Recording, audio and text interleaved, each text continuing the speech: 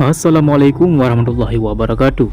Aceh Besar, sebuah pesawat yang mengangkut 148 orang penumpang rute Jakarta tujuan Bandara Sultan Iskandar Muda dalam bintang Aceh Besar mengalami kecelakaan.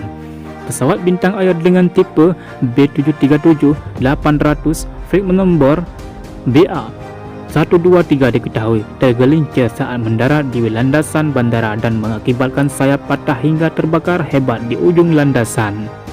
Penumpang yang berada di dalam pesawat dievakuasi oleh petugas Airport Rescue dan Fire Fighting. Dalam insiden kecelakaan ini, puluhan penumpang mengalami luka-luka dan 5 orang dinyatakan meninggal dunia.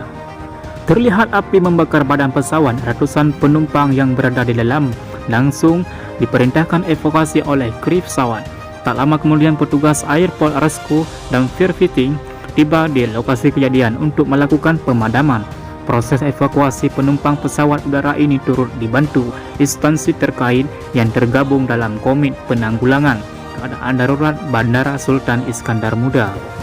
Adegan yang berlangsung pada Kamis 26 Oktober 2023 pagi tersebut merupakan bagian dari simulasi keadaan darurat yang melibatkan pesawat udara dengan tipe Emergency Aircraft and Airport. Eksekutif General Manager KC Bandara SIM Darmadi mengatakan kegiatan latihan penanggulangan keadaan darurat skala penuh ini merupakan kegiatan yang dilaksanakan setiap 2 tahun sekali oleh penyelenggara bandara udara sebagai implementasi dari peraturan nasional. Dalam hal ini adalah peraturan dari Direktorat Jenderal Perhubungan Udara maupun regulasi internasional dari ICAO.